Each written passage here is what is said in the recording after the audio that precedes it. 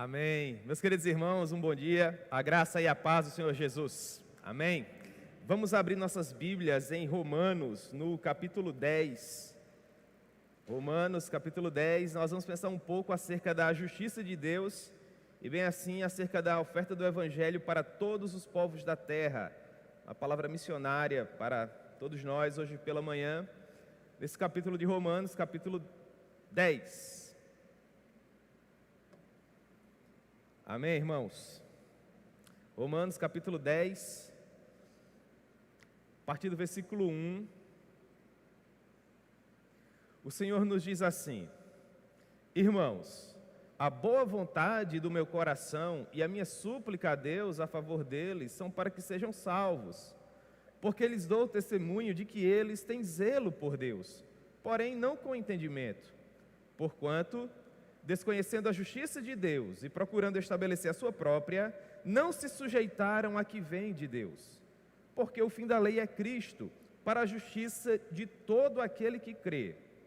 Ora, Moisés escreveu que o homem que praticar a justiça decorrente da lei viverá por ela. Mas a justiça decorrente da fé diz assim: não perguntes em teu coração, quem subirá ao céu? Isto é, para trazer do alto a Cristo. Ou, quem descerá ao abismo? Isto é, para levantar Cristo dentre os mortos. Porém, que se diz? A palavra está perto de ti, na tua boca e no teu coração. Isto é, a palavra da fé que pregamos. Portanto, se com a tua boca confessares Jesus como Senhor, e em teu coração creres que Deus o ressuscitou dentre os mortos, serás salvo. Porque com o coração se crê para a justiça, e com a boca se confessa a respeito da salvação. Até porque a Escritura afirma assim: todo aquele que nele crê não será confundido. Logo, não há distinção entre judeu ou grego, uma vez que o mesmo é o Senhor de todos, rico para com todos os que o invocam, porque está escrito: todo aquele que invocar o nome do Senhor será salvo. Ora, como, porém, invocarão aquele em quem não creram? E como crerão naquele de quem nada ouviram? E como ouvirão se não há quem pregue? Como pregarão se não forem enviados? Assim como está escrito: formosos são os pés dos que anunciam coisas boas. Contudo, nem todos obedeceram ao Evangelho. Até porque Isaías diz: Senhor, quem acreditou na nossa pregação? Logo, a fé vem pelo ouvir, e ouvir a palavra de Cristo. Mas então eu me pergunto: será que os judeus não ouviram? Ora, é claro que eles ouviram. Na verdade, por toda a terra se fez ouvir a voz de Deus e as suas palavras até os confins do mundo. Então eu me pergunto: será que isso não chegou ao conhecimento de Israel? É claro que chegou, até porque Moisés já dizia: eu vos porei em ciúmes com um povo que não é nação, com gente insensata eu vos provocarei a ira. E Isaías vai mais além e diz: eu fui achado pelos que não me procuravam e me revelei aos que não perguntavam por mim. Contudo, no que diz respeito a Israel, Isaías diz: todo dia eu estendi as mãos a um povo rebelde e contradizente. Amém? Que Deus proponha a sua palavra ao nosso coração. Vamos orar, irmãos, em nome de Jesus. Senhor, nós amamos o Senhor profundamente, e nesse momento nós rogamos o teu favor para que misericordiosamente o Senhor nos permita compreender aquilo que o apóstolo Paulo procurou nos ensinar quando, sendo inspirado pelo doce Espírito Santo, nos escrevia essas palavras. Portanto, ó Pai, ajuda-nos e trata conosco de uma maneira simples, de uma maneira objetiva, para que todos possamos sair daqui cientes daquilo que o Senhor quis tratar conosco hoje pela manhã. Em nome de Jesus, amém. Muito bem, irmãos, o capítulo 10 de Romanos está dentro desse bloco que vai do capítulo 9 ao 11, onde o apóstolo Paulo procura nos ensinar com a maior riqueza de detalhes acerca de como ocorre a salvação dos judeus. Percebam que tanto judeus como gentios são salvos por meio da fé na cruz ensanguentada do Senhor Jesus, na qual cremos, os nossos pecados foram perdoados. Contudo, como o povo judeu era o povo da aliança, e levando em consideração a maneira como Paulo vinha desenvolvendo o seu argumento acerca da justiça por meio da fé, no entendimento dele seria interessante gastar esses 3 capítulos para que não restassem dúvidas acerca dessa verdade. Os judeus também precisam acreditar em Cristo como Salvador, para que eles possam gozar toda uma eternidade no céu que nos está reservado, visto que não é simplesmente pelo fato de eles serem descendência de Abraão, deles terem herdado a lei do Antigo Testamento, ou mesmo a circuncisão, que era um sinal exterior do seu relacionamento com Deus, que eles seriam salvos automaticamente. Pelo contrário, eles também teriam que se render ao senhorio de Cristo. Portanto, no capítulo 9, que nós já estudamos, Paulo levanta a tese de que tanto gentios como judeus foram amados por Deus antes da fundação do mundo, e que estes que foram amados por Deus antes da fundação do mundo atenderiam de uma maneira afirmativa ao convite do Evangelho. Eles seriam evangelizados e aceitariam Jesus como Salvador, gentios ou judeus, não importa. Agora, no capítulo 10, Paulo nos diz que essa oferta do Evangelho deve ser levada a todos os povos da terra, sobretudo aos judeus, porque não existe nenhum outro nome dado entre os homens pelo qual importa que nós sejamos salvos. Só há salvação no nome de Jesus. E se porventura, dentro daquele cenário histórico em que Paulo escreveu esse documento, ou mesmo nos dias atuais, houver qualquer pessoa que não responda de maneira afirmativa ao Evangelho, é porque essa pessoa ainda não foi iluminada pelo Espírito Santo. Contudo, a única missão da igreja é continuar pregando. A igreja não possui força, está fora do âmbito da igreja arrastar qualquer pessoa à cruz ensanguentada do Senhor Jesus. Até porque a palavra nos ensina que não é por força nem por violência que alguém se converte ao Evangelho, mas é por meio do Espírito Santo do Senhor. Tudo que a igreja tem que fazer é pregar o Evangelho, porque todo aquele que invocar o nome do Senhor, tendo ouvido o Evangelho, será salvo. E é isso que nós aprendemos aqui. Do verso 1 ao verso 9, Paulo nos ensina acerca de Jesus como nosso Salvador Todo-Poderoso e de como ele pode se tornar uma pedra de tropeço para aqueles que não depositarem confiança nele. Então Paulo nos ensina assim: irmãos, versículo 1: a boa vontade do meu coração e a minha súplica a Deus a favor deles, leia-se, dos judeus, é que eles sejam salvos. Percebam que Paulo alude ao assunto que ele vinha desenvolvendo lá no capítulo 9, do verso 30 até o verso 33, apontando para o fato de que os judeus rejeitaram a justiça de Deus para buscarem a sua própria justiça. Em outras palavras, eles não acreditaram que Jesus era o Messias. E o desejo de Paulo, e ele fala isso de uma maneira profundamente afetuosa, é de que um dia eles percebam o erro no qual eles estão militando para que eles possam se render a Jesus. No capítulo 9, os irmãos lembram, Paulo chega a dizer que ele próprio desejaria perder a sua própria salvação. Nós estudamos que isso não é possível. Paulo está dando um exemplo extremo aqui. Ele fala da angústia, ele fala do pesar do seu coração.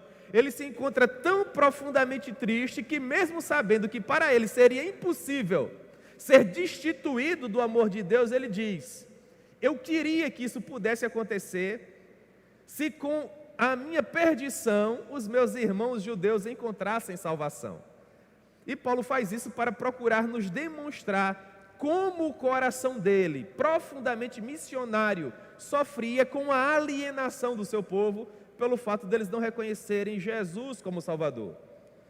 E depois, nos versos 2 e 3 do capítulo 10 que nós estamos estudando, Paulo nos informa o motivo desse desejo, por que é que ele desejava tão ardentemente que os seus compatriotas judeus viessem a reconhecer Jesus como o único e suficiente Salvador das suas almas. Ele nos diz assim, nos versos 2 e 3, porque, perceba, ele começa com uma palavra de explicação.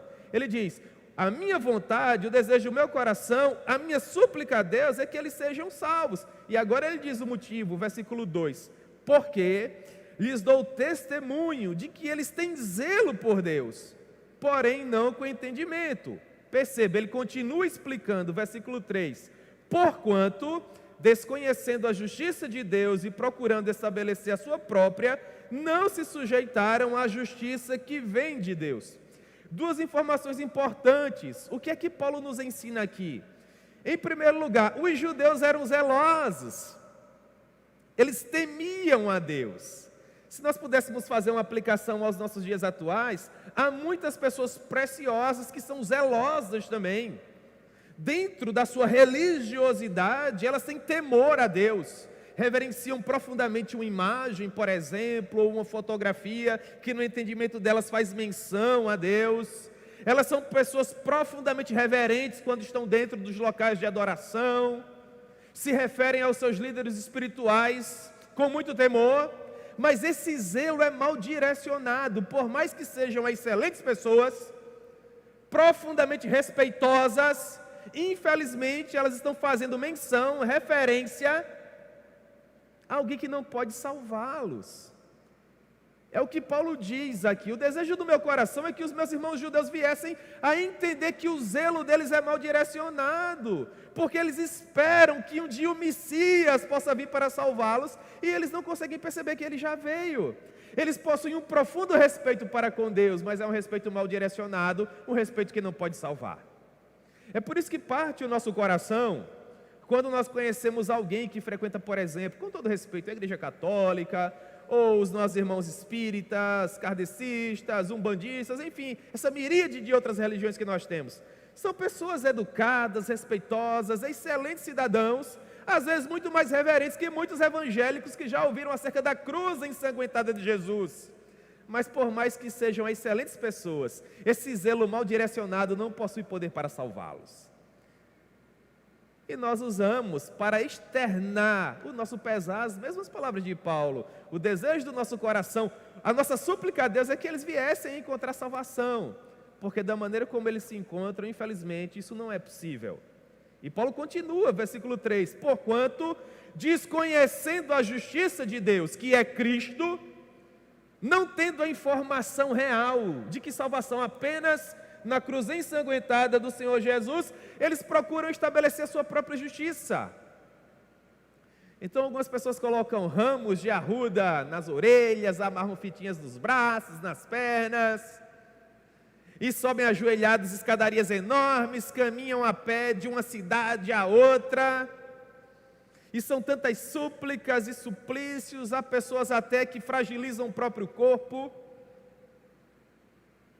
e infelizmente não conseguem compreender que esse tipo de oblação, de zelo, em nada afeta o coração de Deus. Para usar um exemplo extremo, lembrem que os adoradores de Baal, quando confrontavam o profeta Elias, chegavam a se cortar com lancetas, fragilizavam o corpo. Há pessoas que se ajoelham no milho, que escalpelam a pele dos joelhos, subindo ladeiras ajoelhadas, acabam com a pele das solas dos pés, caminhando de uma cidade a outra, achando que com isso vão encontrar o favor de Deus. Irmão, segundo o apóstolo Paulo, com todo respeito do meu coração, é um zelo mal direcionado. São excelentes pessoas, profundamente piedosas, mas que infelizmente ainda não conseguiram encontrar o caminho que lhes conduzirá à salvação eterna. Então Paulo diz que, procurando estabelecer a sua própria justiça, elas não conseguem se sujeitar à justiça que vem de Deus. E qual seria? Versículo 4: Cristo Jesus, a esperança de todo aquele que nele crê. O propósito de toda a revelação do Antigo Testamento é nos conduzir até o Senhor Jesus. E Paulo deixa isso claro a partir do versículo 5, indo até o versículo 9, nos ensinando que todo o objetivo da lei, versículo 10, seria nos levar, nos conduzir até o Senhor Jesus. Sabendo que os judeus valorizavam de uma maneira poderosa a legislação mosaica, a lei que Moisés nos entregou por ordem do nosso Deus, Paulo começa justamente desse ponto. Ele diz: olha, o fim da lei é Cristo. Se você quer encontrar salvação para a sua alma, paz para o seu coração atribulado, você precisa se render ao senhorio de Cristo. É Cristo o fim da lei.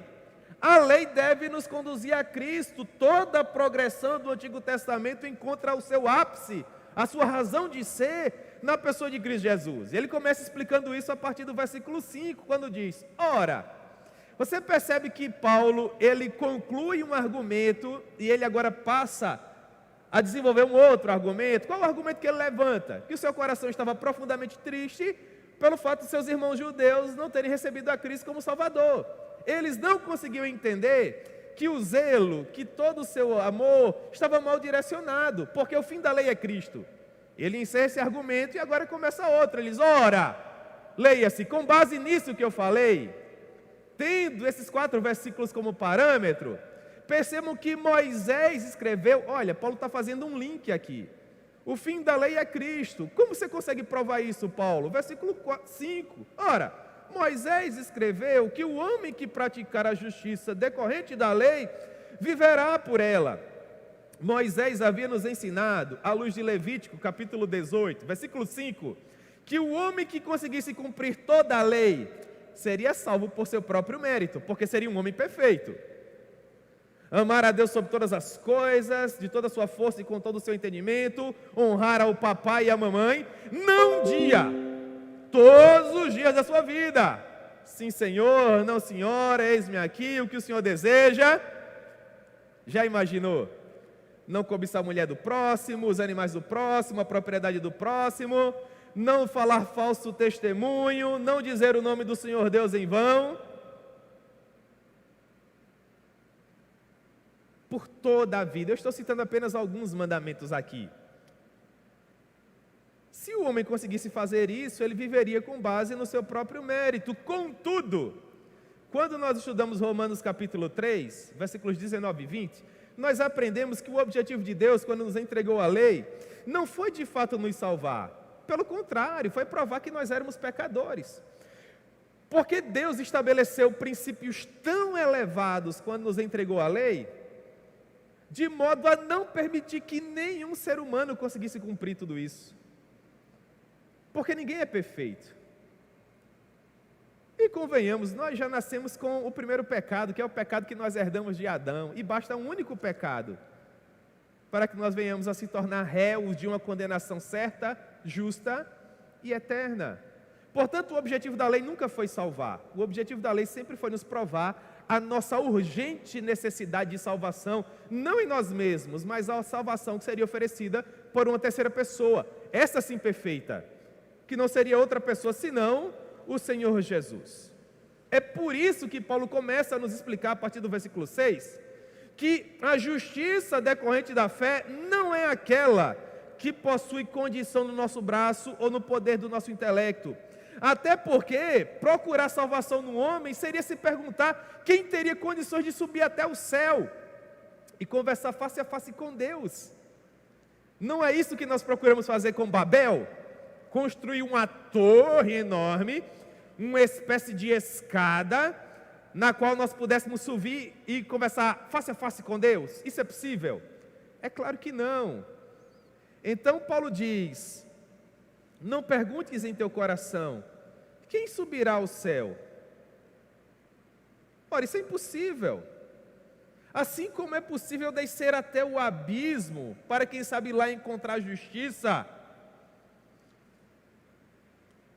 Qual seria, portanto, o caminho? Se não há saída nem nas mais elevadas alturas e nem nas maiores profundidades. A saída é compreender que o único caminho capaz de levar o homem a Deus é o Senhor Jesus. Por isso que ele diz: eu sou o caminho, a verdade e a vida, e ninguém vem ao Pai, senão por ti. Então Paulo diz: porém o que se diz, versículo 8, a palavra está perto de ti, na tua boca e no teu coração, isto é, a palavra da fé que pregamos. O homem não tem que viver aos auspícios, procurando ser o mais perfeito até chegar aos céus e conversar face a face com Deus, ou sentir-se o mais miserável de todos os homens, procurando descer até o abismo, como que se com isso nós pudéssemos levantar a Cristo dentre os mortos. Absolutamente. A palavra está próximo de nós, irmãos. Nós não precisamos ir até os céus ou descer até os abismos, absolutamente. Tudo que nós precisamos compreender é que a palavra está próximo de nós, bem junto ao nosso coração, e que todo o segredo para a nossa salvação é confessarmos a Jesus como Senhor e em nosso coração acreditarmos que Deus o ressuscitou dentre os mortos. Se nós conseguirmos, irmãos, realizarmos isso, nós seremos salvos. Perceba duas coisas importantes no versículo 9: confessar a Jesus como Senhor e acreditar que Deus o ressuscitou dos mortos. São duas doutrinas inalienáveis para todo aquele que deseja verdadeiramente relacionar-se com o Senhor Jesus como o Salvador da sua vida. Esse, inclusive, é o imperativo missionário da igreja. É isso que nós pregamos: que Jesus é Senhor e que Ele ressuscitou dos mortos e vive pelos séculos dos séculos. É a base de toda proclamação apostólica. Por quê? Porque quando nós reconhecemos Jesus como Senhor, nós reconhecemos automaticamente todas as doutrinas relacionadas a Ele. Quando eu digo que Jesus é Deus, automaticamente eu reconheço que Ele é Filho de Deus, que Ele nasceu de uma mulher virgem, que Ele foi apresentado com 8 dias de nascido, que Ele passou por aquele rito de passagem aos 12 anos, lendo publicamente a lei do Antigo Testamento, e deu aula àqueles doutores, inclusive, que Ele foi um homem que caminhou por cerca de 33 anos sobre a face da terra, e nós nunca encontramos dolo em seus lábios, e Ele jamais pecou. Realizou prodígios inimagináveis, curando enfermos, libertando cativos, restaurando visão aos cegos, fazendo aleijados voltar a andar. E que todas as profecias do Antigo Testamento encontram solução na pessoa dele. Então nós olhamos para todo o Antigo Testamento e comparamos tudo aquilo que foi dito acerca do Messias com a pessoa de Cristo e falamos: Ele é Senhor. E esse ponto é inegociável. Porque se nós não nos relacionarmos com Jesus como Senhor, e é o que Paulo queria que os judeus compreendessem, por isso ele escreve 3 capítulos, para que isso ficasse claro. Se nós não nos relacionarmos com Jesus como Senhor, se relacionar com Ele de qualquer outra maneira vai ser irrelevante. Por mais que pessoas piedosas digam: Ele foi um grande mestre, um grande filósofo, um poderoso professor, um homem de bem, essas pessoas permanecerão condenadas. Porque se bem que é verdade dizer que Jesus foi um grande homem, muito sábio, um poderoso professor, um grande erudito, não o reconhecendo como Senhor, de nada isso importará, irmãos.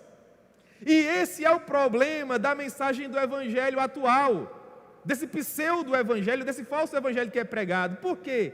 As pessoas querem tirar o fator chocante do evangelho, que envergonha o pecador, querem retirar a cruz ensanguentada, diluindo o evangelho, para que ele se torne mais palatável.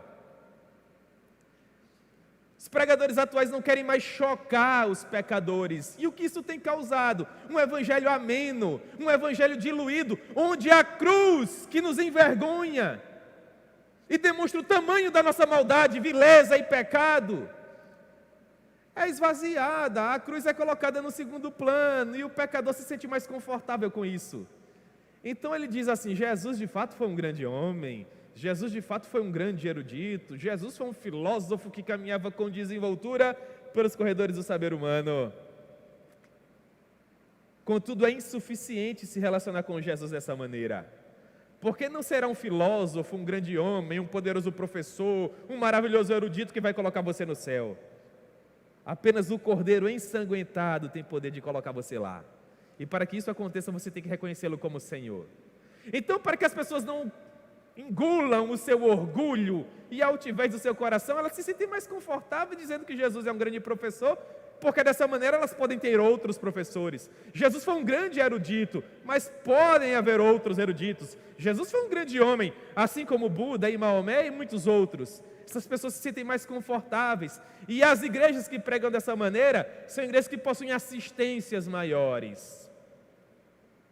Mas Paulo diz que isso é insuficiente, porque há 2 pilares inalienáveis aqui. O primeiro deles é reconhecer Jesus como Senhor. E reconhecer Jesus como Senhor afasta todos os outros. E em segundo lugar, reconhecer que Deus o ressuscitou dos mortos.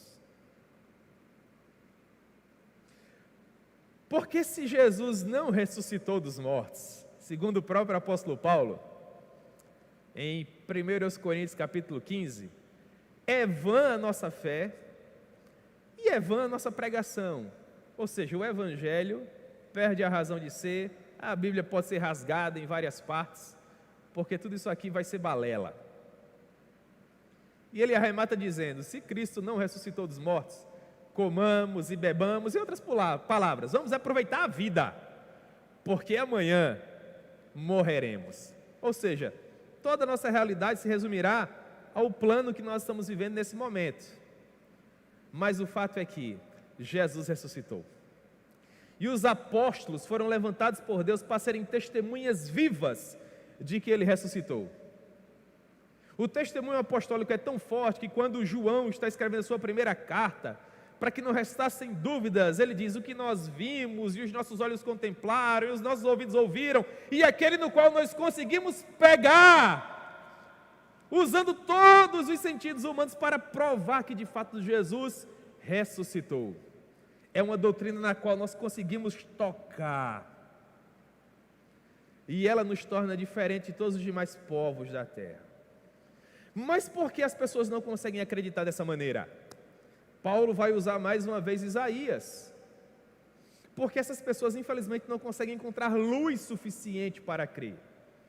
Porque para que haja salvação, duas coisas importantíssimas precisam acontecer. Em primeiro lugar, o genuíno evangelho precisa ser pregado. E em segundo lugar, o Espírito Santo precisa iluminar o pecador, para que ele possa compreender o que está sendo ensinado. Porque algumas pessoas ouvem o genuíno evangelho e não se convertem? Porque não foram iluminadas. E é isso que Isaías nos diz.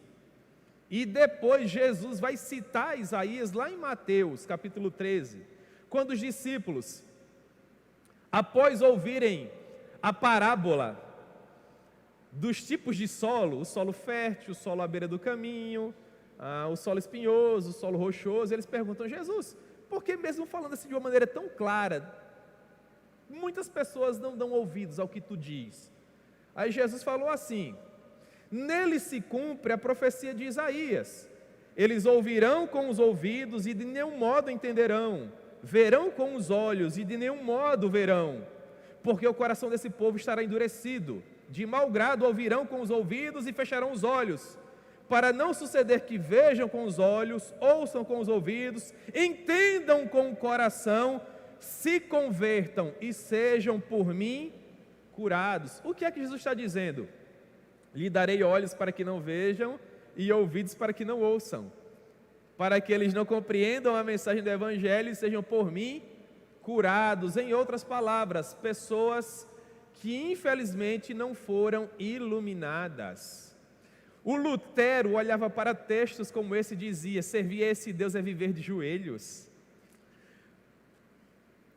Porque por mais que nós venhamos, ao final de uma pregação, insistir com o pecador, colocar o irmão Neto aqui para tocar o piano, com a música melosa, dizendo: eu dou-lhe uma, eu dou-lhe duas, aquela comoção, meu irmão, isso não produz qualquer efeito. Eu não estou dizendo que nós não temos que fazer apelo, nós temos que apelar para que o pecador se converta, mas esse apelo, de uma maneira mais sublime, é muito mais voltado ao Espírito Santo. É um apelo dizendo assim: Senhor, tem misericórdia desse miserável e dá-lhe luz, para que ele possa ver, Senhor, para que ele possa ouvir, porque ele acha que é o Senhor da vida dele, ele acha que é o Senhor do seu destino, ele acha que tem as rédeas da vida dele na mão, e não sabe que é pobre, cego, miserável e nu, e que se morrer agora vai para o quinto dos infernos.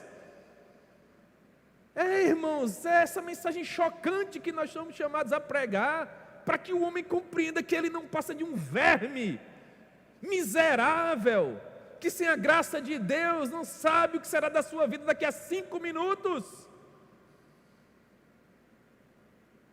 Mesmo que o convite do Evangelho seja tão simples: se com a tua boca confessares a Jesus, e em teu coração creres que Deus o ressuscitou dos mortos, será salvo. Mas isso só é possível no poder do Espírito Santo. Só é possível no poder do Espírito Santo, irmãos, porque o Senhor é quem detém o poder sobre a salvação. Se Ele não nos iluminar, nós permaneceremos mortos em nossos delitos e em nossos pecados. Isso é motivo para a igreja parar de pregar? É claro que não. Isso é motivo para a igreja pregar ainda mais. Porque, como eu falei para vocês, o Espírito Santo só reunirá condições de convencer o pecador da justiça, do pecado e do juízo quando o genuíno evangelho for pregado. Porque a fé vem pelo ouvir, e o ouvir da opinião do pregador, é assim que está escrito? A fé vem pelo ouvir, e ouvir da doutrina denominacional? Não. A fé vem pelo ouvir, e ouvir a palavra de Deus. E é nesse sentido, que Paulo nos ensina que todo aquele que nele crê em quê? Que Jesus é Senhor e que Deus ressuscitou dos mortos. Todo aquele que crê dessa maneira não será confundido. Visto que, versículo 12, a Escritura não faz distinção entre judeu e grego. Porque, Romanos capítulo 3, todos pecaram e destituídos estão da glória de Deus. Quer você seja brasileiro, argentino, paraguaio, espanhol, inglês, americano, árabe, quer ir para o céu, reconheça Jesus como Senhor, crê que Deus ressuscitou dos mortos, e você não será confundido. Por quê? Versículo 13, porque todo aquele, seja de que etnia for, seja de que povo for, que invocar o nome do Senhor, será salvo. Invocar como? Como Senhor, como primogênito de Deus que ressuscitou dos mortos e vive pelos séculos dos séculos. C.S. Lewis já dizia, ou é o pacote completo, ou não é nada. Não há meio termo.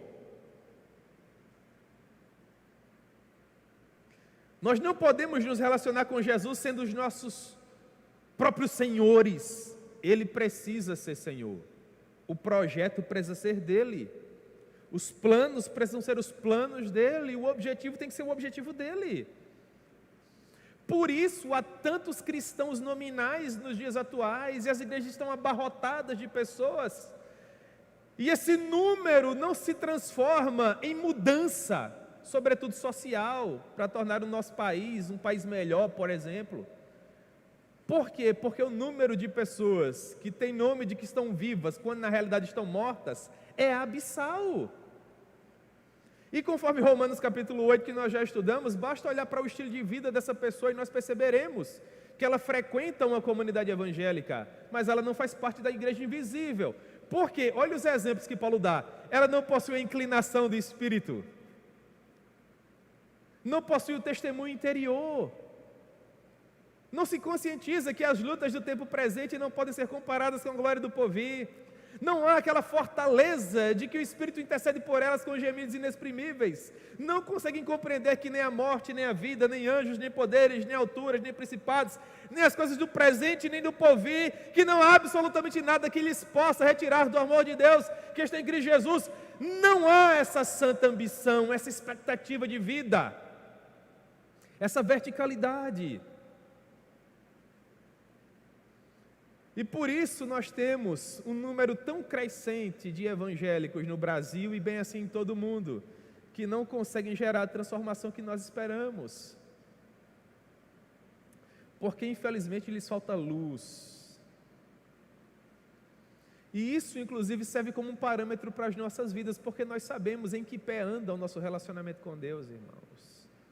Nós podemos até estar tristes, magoados, sem forças, quem sabe, mas nunca destituídos da presença dEle, nunca distante da poça de sangue que ficou aos pés da cruz. Do ponto de vista bíblico, isso é impossível, porque todo aquele que invocar o nome dEle será salvo. Não está escrito, pode ser salvo. Paulo sempre escreve no que diz respeito à salvação em termos absolutos, ou você é salvo, ou você não é, e você sabe em que pé anda o seu relacionamento com Deus. Mas se você for salvo, e eu creio que você é, qual a missão principal da sua vida? Qual a razão de ser para a sua existência? Por que motivo o seu coração está pulsando agora? Paulo nos diz: a razão de ser das nossas vidas será propagar essa mensagem a todos quantos. Por quê? Versículo 13: todo aquele que invocar o nome do Senhor será salvo. É verdade. Agora vem o versículo 14, quando com uma série de perguntas retóricas, ele nos diz qual a razão de ser da nossa vida. Em primeiro lugar, ele diz, partindo da causa para o efeito, é o caminho inverso. Como, porém, invocarão aquele em quem não creram? Perceba, eu falei para vocês, crê em quê? Crê em Jesus como Senhor, crê que Ele é o primogênito Filho de Deus que ressuscitou dos mortos. Para que isso aconteça, o verdadeiro Evangelho precisa ser pregado, porque só há possibilidade de haver fé se houver o Evangelho. Como, porém, invocarão naquele em quem não creram? E como crerão naquele de quem nada ouviram? Percebe? Você precisa crer. Em quem? Em Jesus. Ele é o objeto da nossa fé. Romanos capítulo 3, versículo 24. Isso só é possível quando o Evangelho é pregado, porque o Evangelho, pregado no poder do Espírito Santo, glorifica o Filho. Essa não é a missão principal do Espírito Santo? Jesus diz, Ele será enviado pelo meu Pai e Ele me glorificará. A missão do Espírito é glorificar a pessoa bendita do Filho. Portanto, Paulo está dizendo, como, porém, invocarão aquele em quem não creram? E como crerão naquele de quem nada ouviram? As pessoas precisam crer, para que as pessoas creiam, o Evangelho para ser pregado, e agora o mais óbvio, para que o Evangelho seja pregado, há que se haver o quê, irmãos? O pregador, o evangelista, o missionário, entenda como você quiser. E como ouvirão se não há quem pregue? Mas não é pregar qualquer mensagem, é pregar o genuíno Evangelho. Há um tempo atrás perguntaram ao pastor Ronaldo Lidório, pastor Lidório, na sua opinião, qual o maior empecilho para a expansão da igreja? E o pastor Lidório respondeu que no entendimento dele, o maior empecilho para a expansão da igreja seria a pregação do falso evangelho. Eu achava que ele diria falta de recurso, achava que ele diria falta de pessoas preparadas. Não, irmãos. O principal empecilho é a pregação do falso evangelho. Porque a pregação do falso evangelho nos dá também a falsa sensação de que aquela pessoa está salva quando ela não está. E convenhamos, quantas milhares de pessoas não frequentam igrejas onde o genuíno evangelho não é pregado? Elas precisam ouvir o evangelho para que possam invocar a Jesus de uma maneira correta e dessa maneira acreditar. Mas para que hajam pregadores, esses pregadores precisam ser comissionados, enviados. E esse seria o próximo ponto. E como, porém, pregarão se não forem enviados? Aqui reside a missão principal da igreja. Fomentar pessoas que preguem o Evangelho, não apenas num contexto transcultural. Às vezes nós estamos estudando Romanos capítulo 10, e quando chegamos ao versículo 15, encontramos assim, e como pregarão se não forem enviadas? Nós basicamente só pensamos em missões transculturais, por conta dessa ideia de enviar. Mas o contexto que Paulo se refere aqui é um contexto doméstico. Ele falava para irmãos na fé, para judeus. Em nosso caso, irmãos, é ser enviado para o cônjuge que ainda não ouviu, ou para o filho, ou para o vizinho, o colega de rua, de bairro, de escola, de universidade. Jerusalém, e depois, quem sabe, Judéia, Samaria e até os confins da terra. Essa missão é concomitante, ela ocorre ao mesmo tempo. Mas em qualquer lugar onde haja uma única pessoa que não tenha ouvido o Evangelho, ali nós temos um campo missionário em potencial. Você não tem que ser enviado lá para a janela 10x40 para começar a pregar, você pode começar a pregar agora. E conseguir encontrar esses pés formosos, né? Que Paulo faz menção aqui, citando Isaías capítulo 52. Qual o contexto dessa citação?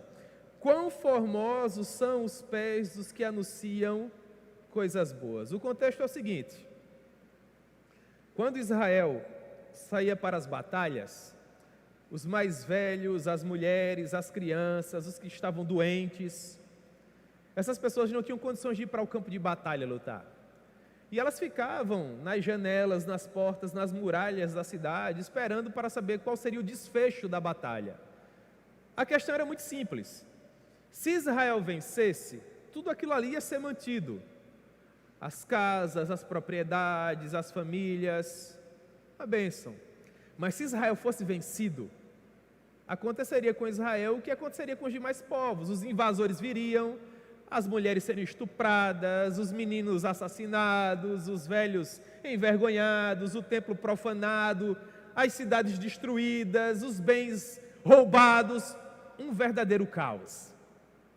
Portanto, imaginem com que expectativa as esposas, as vovós, as moças, as crianças ficavam olhando para as montanhas. Porque se aparecesse um soldado de Israel, glória a Deus, o Senhor mais uma vez nos livrou. Mas imagine se aparecessem soldados inimigos se aproximando. Desespero atroz, sim ou não? Então o que ocorre? Após vários e vários dias de batalha, sem televisão, rádio, internet, as notícias mal chegavam. Até que finalmente, quando a batalha terminava e a poeira arrefecia, era muito comum que o general, que o líder, escolhesse o soldado mais valoroso, aquele que mais se destacou na batalha, para ser o portador da boa nova, para voltar para a sua cidade, para o seu país, dando a notícia de que eles haviam prevalecido e de que as pessoas não tinham mais o que temer, porque Deus havia dado mais uma vez um grande livramento ao seu povo. Esse soldado era tido como alguém poderosamente privilegiado, ele seria ovacionado para o resto da vida dele. E ele sabia que a dor, que a ansiedade, o desespero, a depressão era tão grande que ele não podia se deter pelo caminho. Ele não podia ficar com amenidades, pelo contrário, ele devia correr o mais rápido para libertar as pessoas o quanto antes daquela angústia terrível. E Isaías consegue retratar isso em palavras, dizendo assim: quão formosos são sobre os montes os pés dos que anunciam boas novas, que fazem ouvir a paz, que anunciam coisas boas, que fazem ouvir a salvação, que diz a Sião: não se preocupem, o nosso Deus ainda reina. Imagine vocês, quando esse soldado chegava dizendo: nós vencemos, nada está perdido, vamos nos alegrar, irmãos. O povo dizia: que notícia maravilhosa, bendito seja você do Senhor que nos trouxe essa grande notícia. Quão formosos são sobre os montes os pés dos que anunciam a paz, que fazem ouvir coisas boas, que anunciam a salvação, que diz a Sião: o teu Deus ainda reina. E Isaías continua: eis o grito dos teus atalaias, eles erguem a voz. Os atalaias eram os homens que eram colocados em lugares estratégicos da cidade, porque como não havia rádio, não havia televisão, essa rua recebia notícia, mas 6 ruas depois o povo não sabia ainda. Então haviam homens em locais estratégicos, com diafragma forte, e eles gritavam do alto das torres, do alto das casas, repetindo a notícia. É o que Isaías está dizendo aqui: eis o grito dos atalaias, eles erguem a voz e juntamente gritam dizendo: os nossos próprios olhos distintamente veem o retorno do Senhor a Sião. Rompei em júbilo, exultai a uma, ó Jerusalém, porque o Senhor mais uma vez consolou o seu povo e remiu a Jerusalém. O Senhor desnudou o seu santo braço à vista de todas as nações, e agora até os confins da terra verão a salvação do nosso Deus. Fantástico, não é, irmãos? É esse o prazer que Deus nos propõe quando nós nos dedicamos a ser os portadores das boas novas. Levar alegria, esperança àqueles que estão vivendo no vale da sombra da morte. Não é precioso? Nós devemos nos alegrar com a honra que Ele nos deu, de sermos esses soldados valorosos, que se destacam no campo de batalha, e que recebem essa benesse, essa dádiva, de compartilhar a mensagem até os confins da terra. Amém, irmãos? Louvado seja o nome do Senhor. Depois do verso 16 até o verso 21, Paulo nos diz que os judeus tiveram sim a oportunidade de ouvir o Evangelho, e ele faz isso ainda com citação lá de Isaías que não sem motivo é tido como o profeta messiânico. E aqui eu faço apenas algumas citações e nós encerramos. Ele diz: mas nem todos obedeceram ao Evangelho. Até porque Isaías diz assim: Senhor, quem acreditou na nossa pregação? E aí ele diz: acreditou aquele que depositou confiança, porque a fé vem pelo ouvir, e ouvir a palavra de Cristo. Mas será que isso não aconteceu porque as pessoas não ouviram? Eles: não, é claro que não, elas ouviram. É claro que ouviram. Na verdade, por toda a terra se fez ouvir a sua voz, e as suas palavras até os confins do mundo. E quanto aos judeus, será que os judeus ouviram? Paulo diz: ouviram. Vocês querem provas de que eles ouviram? Olha só, Moisés está dizendo: eu vos porei em ciúmes com um povo que não é nação, com gente insensata eu vos provocarei a ira. E mais, fui achado pelos que não me procuravam e revelei-me aos que não perguntavam por mim. Paulo está dando exemplos de que de fato Israel ouviu, mas que infelizmente esse ouvir não foi suficiente porque eles não foram iluminados por Deus. Então essa alienação de Israel, por assim dizer, não tem a ver com o fato de que o Evangelho não foi ofertado. O Evangelho foi ofertado, mas infelizmente não houve relacionamento com Deus. Na minha opinião, irmãos, qual deveria ser a grande ambição da igreja? Em primeiro lugar, clamar para que Deus venha lhes dar amor pelos perdidos. E em segundo lugar, orar para que Deus tenha misericórdia e os ilumine. Porque se Deus os iluminar, irmãos, bastará uma palavra. E esse cenário aqui mudará. E ninguém poderá alegar falta de oportunidade. Porque é bíblico. Jesus apenas voltará quando todos os povos da terra ouvirem o Evangelho. Não todas as pessoas, porque há muita gente boa, infelizmente, que está morrendo sem ouvir o Evangelho. Mas todos os povos haverão de ouvi-lo, até que finalmente a última trombeta possa soar. Algumas aplicações aqui. Primeira delas: a soberania de Deus quanto à salvação não anula a responsabilidade do homem. É dever do homem amar a Deus e buscá-lo com toda a força do seu coração. Em segundo lugar, o fato de que apenas aqueles que forem iluminados pelo Espírito Santo atenderem ao Evangelho, não significa dizer que nós vamos escolher pessoas para pregar. Pelo contrário, a nossa missão, e nós encontramos isso na grande comissão inclusive, Mateus 28, Marcos capítulo 15, é pregar o Evangelho a toda a criatura. E o Espírito Santo é que vai se encarregar de trazer aqueles que dirão sim ao Evangelho.